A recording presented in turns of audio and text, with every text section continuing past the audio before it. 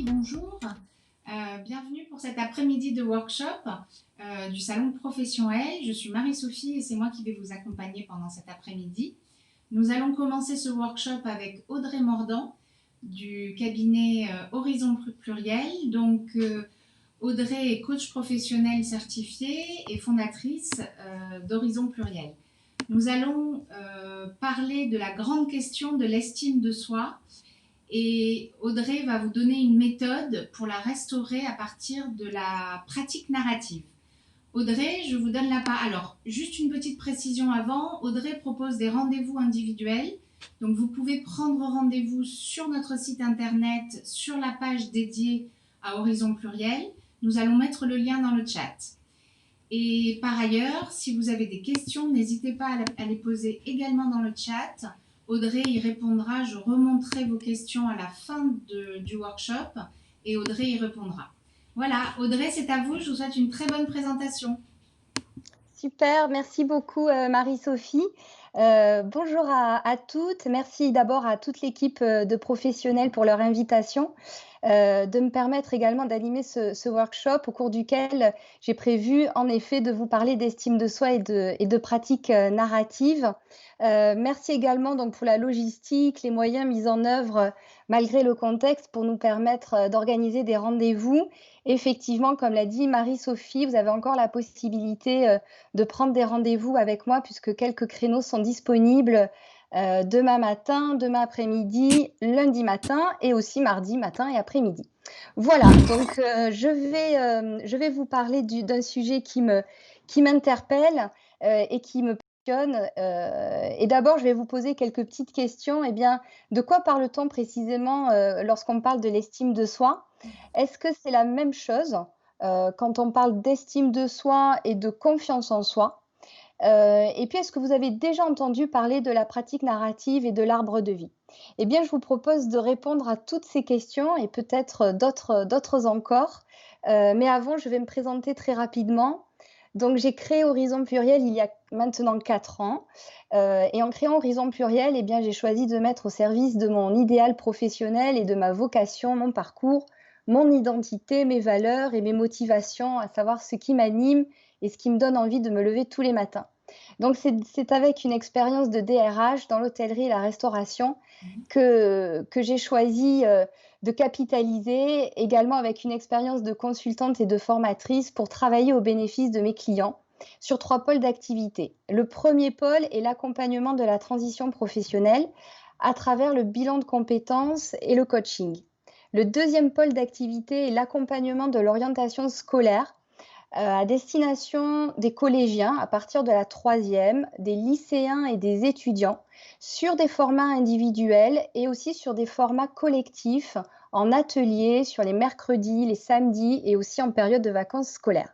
Le troisième pôle d'activité est l'accompagnement et la formation des entreprises en matière de recrutement et d'intégration, de montée en compétences et de mobilité interne, et également de gestion et d'externalisation du plan de développement des compétences. Donc ces 3 pôles d'activité me permettent d'être au cœur de l'actualité des entreprises et aussi d'être au cœur de votre actualité en tant que professionnel, de ne pas être déconnecté de ce que vous vivez au quotidien et de pouvoir vous accompagner en conscience sur le chemin qui est le vôtre. Alors revenons à nos moutons. Comment pourrions-nous qualifier une personne dont on dit qu'elle a une bonne estime de soi? Certains sont tentés de répondre qu'une personne qui a une bonne estime d'elle-même, eh bien, c'est une personne qui a confiance en elle et c'est une personne qui se sent forte et performante. Eh bien, effectivement, j'ai envie de dire pas forcément et pas seulement. En fait, une personne qui a une bonne estime de soi, eh bien, c'est une personne qui a une perception la plus juste, c'est-à-dire la plus en adéquation avec la réalité, à la fois de ses forces, mais aussi de ses axes de progrès. C'est une personne qui va être capable, en fait, de juger, d'estimer, d'évaluer sa propre valeur au regard de ses atouts, mais aussi de ses axes de développement. Autrement dit, une personne qui a une bonne estime de soi, eh bien, saura choisir en conscience son projet professionnel, son orientation, et elle saura également prendre des décisions en respectant la personne qu'elle est, avec ses forces, mais aussi avec ses faiblesses. L'estime de soi va donc se définir comme la perception et l'auto-évaluation que nous faisons de nos forces et de nos faiblesses. Mais cette perception et cette auto-évaluation n'est pas objective puisque notre référentiel d'estimation est notre système de valeurs. Autrement dit, les valeurs morales que nous avons reçues depuis notre enfance. La confiance en soi, c'est tout autre chose. La confiance en soi est davantage liée au passage à l'action, alors que l'estime de soi revêt une dimension de durabilité et de pérennité dans le temps. La confiance en soi n'est pas un sentiment permanent. L'estime de soi, donc vous l'avez compris, s'apparente davantage à un sentiment, alors que la confiance en soi suppose des actions. Alors nous pouvons ressentir un fort sentiment de confiance en soi pour affronter une situation précise et voir ce même sentiment disparaître jusqu'à perdre complètement nos moyens face à une autre situation. Prenons par exemple l'entretien d'embauche. Vous êtes intimement convaincu de votre potentiel, de votre capacité. Vous correspondez parfaitement aux attendus du poste et quand vous avez pris connaissance de l'annonce, vous êtes complètement reconnu. Et pourtant, une petite voix vous dit sans cesse, tu ne seras pas à la hauteur. Eh bien, c'est là un signal, un indice qui peut vous faire penser que votre niveau de confiance en soi vous fait peut-être un petit peu défaut.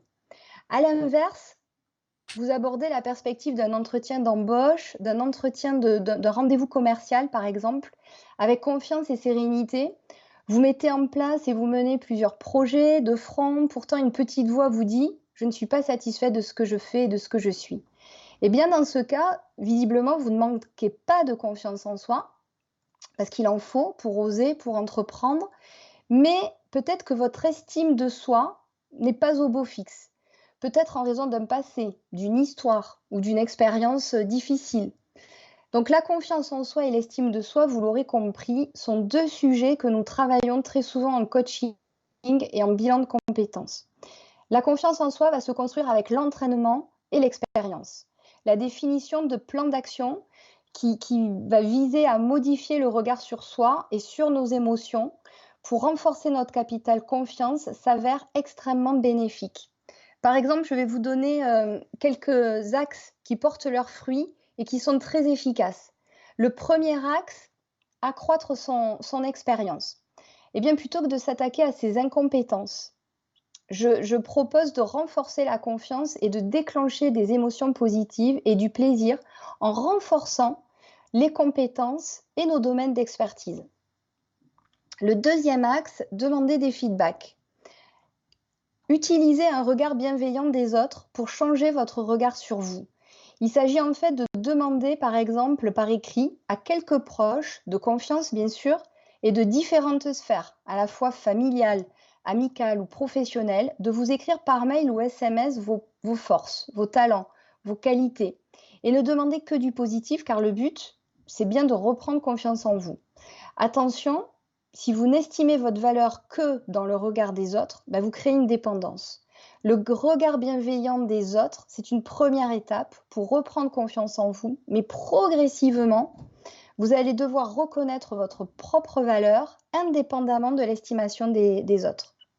Troisième axe, listez ces actes. Pour objectiver votre regard sur vos aptitudes, il s'agit de faire la liste de tous les actes de votre vie personnelle et professionnelle dont vous êtes plutôt satisfaite, même ceux qui vous semblent les plus anodins.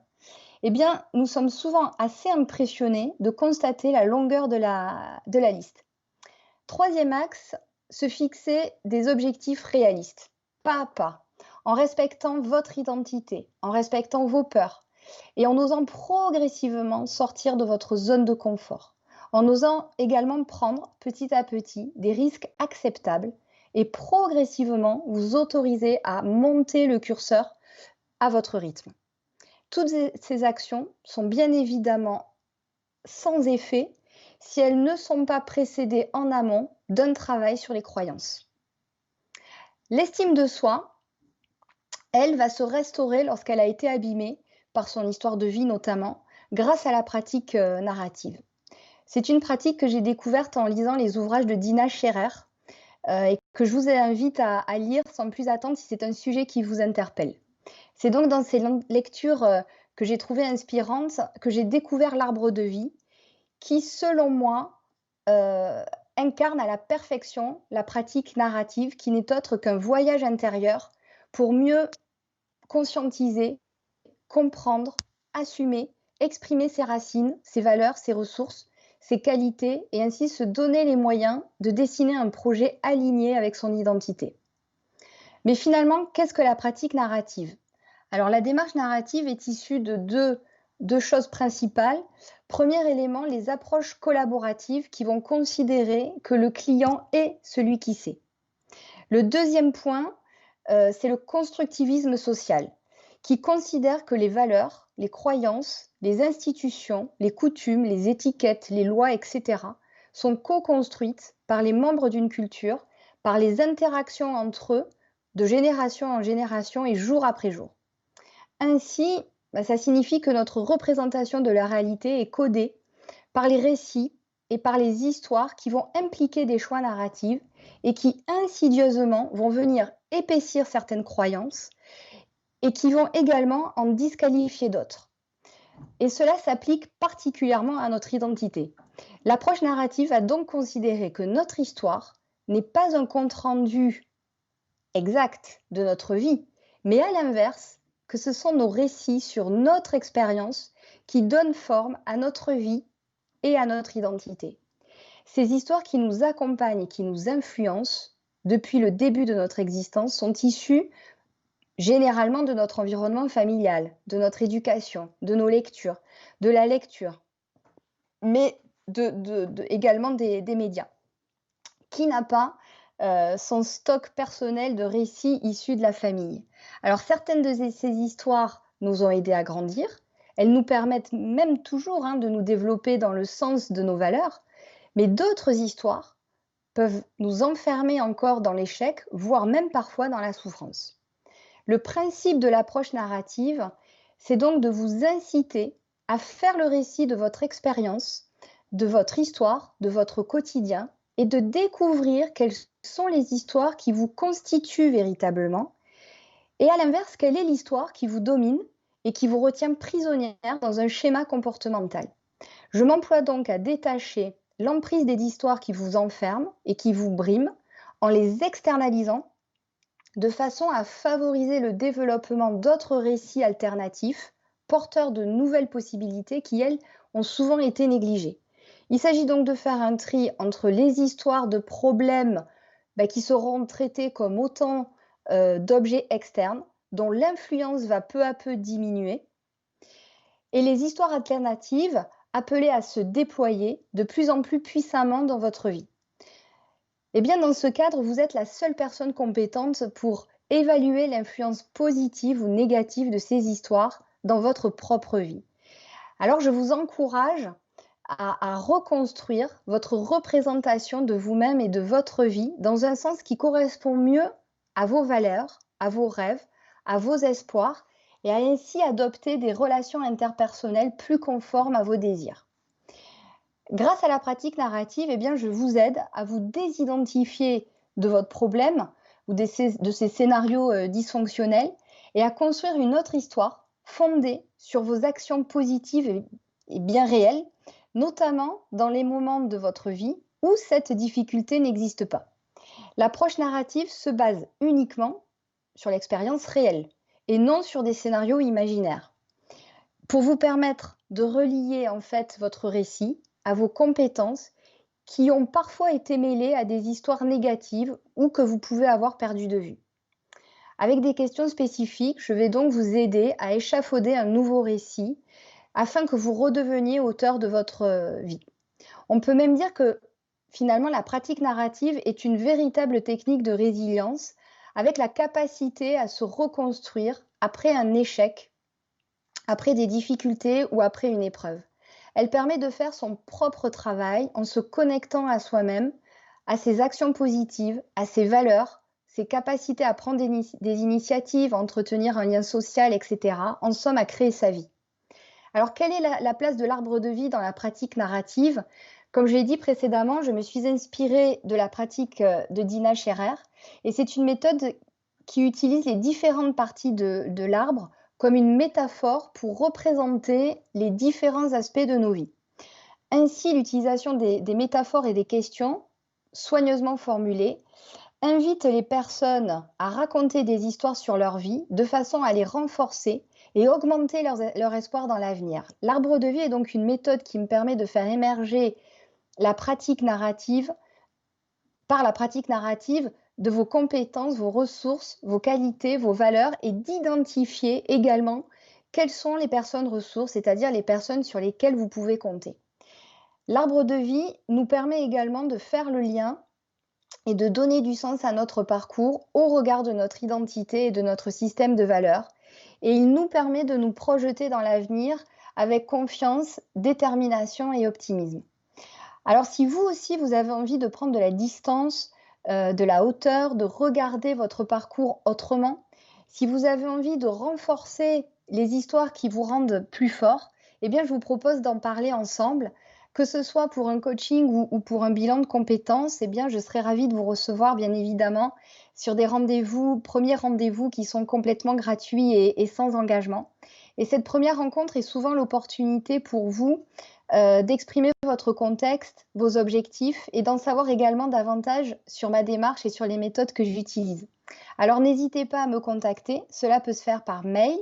Mon adresse est amordant@horizonpluriel.com ou par téléphone au 06 46 64 70 22 ou directement sur mon site internet www.horizonpluriel.com. Eh bien voilà, j'ai terminé ma présentation. Je ne sais pas trop si je suis dans le timing, peut-être Oui, que oui, et ben, je me tiens à votre disposition pour répondre aux questions que Marie-Sophie aura.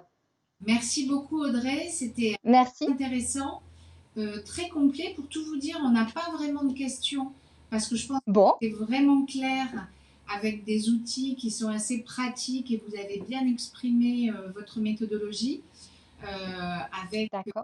en nous faisant entrevoir les bénéfices d'une telle approche. Mhm. Moi, j'aurais une question à savoir combien de temps prend un coaching avec vous. Euh, voilà. Alors, un coaching, on est généralement sur 5 à 6 rendez-vous grand maximum. Et les rendez-vous de coaching, se passent généralement sur des créneaux d'1 heure à 1 h 30, à raison de tous les 15 jours à 3 semaines. D'accord. Voilà. Est-ce que ça se fait forcément en présentiel ou également à distance? Alors, les événements et le contexte que nous vivons toutes, eh bien, nous a permis d'adapter nos organisations et effectivement, même si, le coaching à distance existait avant, eh bien, il s'est bien développé et ça fait partie, d'une pratique, qui est intégrante à nos process maintenant. On peut effectivement accompagner de la même manière à distance ou en présentiel et que ce soit d'ailleurs en visio ou en audio, hein. Des personnes aiment bien simplement l'audio, ont pas forcément envie d'être en visio. Donc moi, je m'adapte à tous les formats, ils me vont tous bien et l'essentiel, c'est que la personne soit la plus confortable possible avec le format choisi. Donc, on n'a toujours pas de questions. En revanche, OK, commentaires extrêmement positifs. super. J'ai par exemple Gaëlle, merci, c'est très intéressant. Béatrice, merci pour cette découverte. Et Nathalie qui a une question assez pragmatique, je ne sais pas si vous pouvez y répondre, qui demande quel Je est le vais tarif essayer. de votre accompagnement. J'ai pas entendu la question, pardon? Quel est le tarif pour un accompagnement avec vous? D'accord. Alors le tarif horaire en coaching est à 80 € TTC. Et est-ce qu'on peut bénéficier de financement? Alors, l'activité de coaching, non, on ne peut pas bénéficier de financement. En revanche, sur le bilan de compétences, oui, on peut aller chercher bien évidemment ces heures, notamment ces heures CPF. D'accord, Voilà, je suis éligible, au CPF et je serai bientôt, en début d'année 2021, certifiée Qualiopi. d'accord. Alors, en quoi ça correspond, cette certification? Alors, ce sont des certifications, qui permettent de prouver, en fait, que nous avons une démarche et des process qualité, pour permettre en fait, d'assurer à la fois la sécurité de nos clients, hein, d'un point de vue administratif, financier, mais aussi dans les démarches éprouvées. Voilà, qu'on répond à certains critères qualité et qu'on mène pas nos activités, de façon aléatoire et de façon, artisanale. Voilà, ça veut dire que nos process professionnels, à la fois nos process administratifs et nos process métiers sont éprouvés, approuvés et certifiés par un audit certificateur, que nous finançons d'ailleurs, D'accord. que nous payons. Bah, écoutez, ça, c'est de nature à rassurer, effectivement. Exactement, Et, et c'est intéressant d'avoir ce genre de certification. tout à fait. Il vous reste un peu de temps. Est-ce que vous voulez développer l'un des sujets, peut-être? Ça dé Là, comme ça, comme vous l'avez dit, j'étais assez exhaustive. Est-ce qu'il y a des questions plutôt ou je suis allée un petit peu vite peut-être? Non, mais c'était super. Euh, Peut-être éventuellement reprendre par rapport à la différence entre estime de soi et confiance en soi. Juste rapidement, Oui, si on devait effectivement retenir qu'une seule chose, c'est que, l'estime de soi va plus faire appel à son histoire de vie. Ça va être, ça va plus toucher son identité et c'est un travail qui peut effectivement demander plus de temps et plus de profondeur, puisque c'est un sentiment. Alors que finalement la confiance en soi, est davantage liée à l'action, et c'est effectivement par l'entraînement, et en se fixant des objectifs atteignables, petit à petit, qu'on va pouvoir gagner en confiance sur différents sujets. Mais pour autant, on peut se sentir très, très forte pour aller sur des entretiens, prendre la parole en public et avoir une estime de soi abîmée.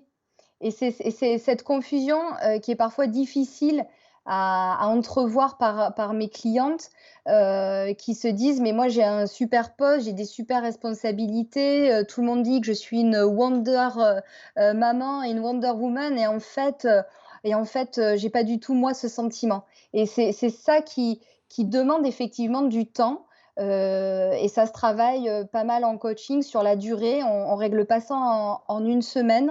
Et généralement, ça fait aussi appel à un travail en amont sur les croyances.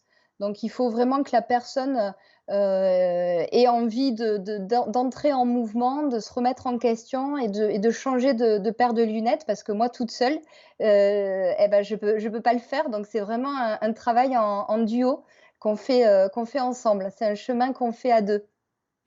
Voilà. et est-ce que le bilan de compétences est un prérequis ou certaines personnes viennent vous voir simplement pour le coaching ou ça passe forcément par le bilan de compétences? Non, ce sont 2 prestations vraiment indépendantes. Le bilan de compétences a un format un peu plus, on va dire, académique. On passe à peu près toujours par les mêmes étapes, notamment le récit de son parcours, la compréhension de son parcours de formation, d'expérience. Ensuite, on va travailler les compétences personnelles, les motivations. De là, on va faire des hypothèses de métier, de secteur d'activité. Et au milieu de tout ce plan-là, on peut avoir à travailler la confiance en soi, l'estime de soi. Mais on est sur un format un peu plus, académique et qui va être un peu plus le même pour tout le monde. Alors que le coaching, finalement, toutes les demandes, des clients, de mes clients sont différentes, et on n'a pas forcément l'utilité de faire un bilan en amont pour être coaché. Est-ce que j'ai été claire? Oui, c'était très clair et c'est intéressant parce que souvent il y a cette confusion qui est faite et selon les cas, on peut avoir besoin des deux, besoin que d'une des approches. Bah, écoutez, Audrey, je vous remercie beaucoup. Eh ben, merci à vous pour votre invitation et je crois à très bientôt puisque je reviens demain à 14 heures. C'est ça, pour une présentation différente, mais qui sera, je le sais, tout aussi intéressante. Donc, je vous dis à demain sur l'antenne de Profession Health. C'est parfait, merci beaucoup. Bon après-midi à vous toutes. Au revoir. Au revoir.